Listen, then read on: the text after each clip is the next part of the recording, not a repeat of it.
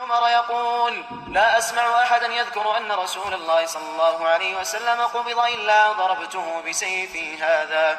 فقال: لانطلق، فانطلقت معه، فأقبل أبو بكر على فرسه من مسكنه بالسنح حتى نزل فدخل المسجد، فلم يكلم الناس حتى دخل على عائشة، والناس قد دخلوا على رسول الله صلى الله عليه وسلم، فقال: يا أيها الناس أفرجوني، فأفرجوا له. فتيمم رسول الله صلى الله عليه وسلم، أي قصد النبي صلى الله عليه وسلم، وهو مغشا بثوب حبرة، وفي رواية وهو مسجا ببرد حبرة، فكشف عن وجهه. قالت عائشة رضي الله عنها: ثم أكب عليه فقبله وبكى، ثم قال: بأبي أنت وأمي، والله لا يجمع الله عليك موتتين، أي لا تحيا بعد ذلك في الدنيا ثم تموت، أما الموتة التي كتبت عليك فقد متها. قالت عائشة رضي الله عنها: ثم قال أبو بكر: إنا لله وإنا إليه راجعون.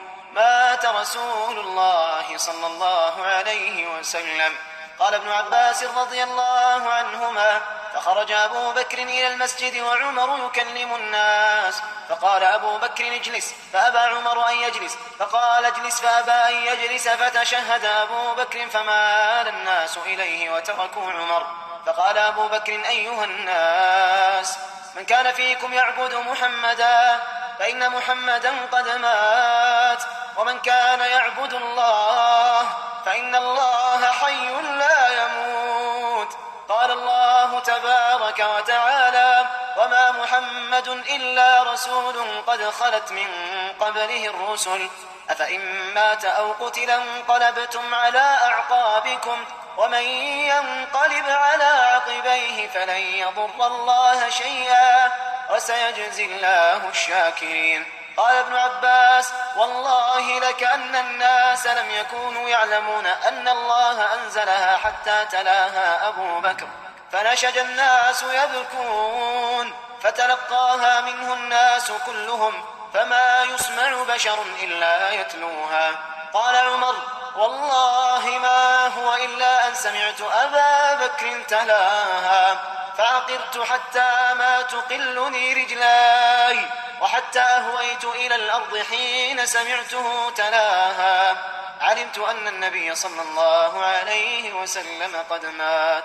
لقد بصر أبو بكر الناس الهدى، وعرفهم الحق الذي عليهم، وخرجوا به يتلون: وما محمد إلا رسول قد خلت من قبله الرسل، أفإن مات أو قتل انقلبتم على أعقابكم، ومن ينقلب على عقبيه فلن يضر الله شيئا، وسيجزي الله الشاكرين.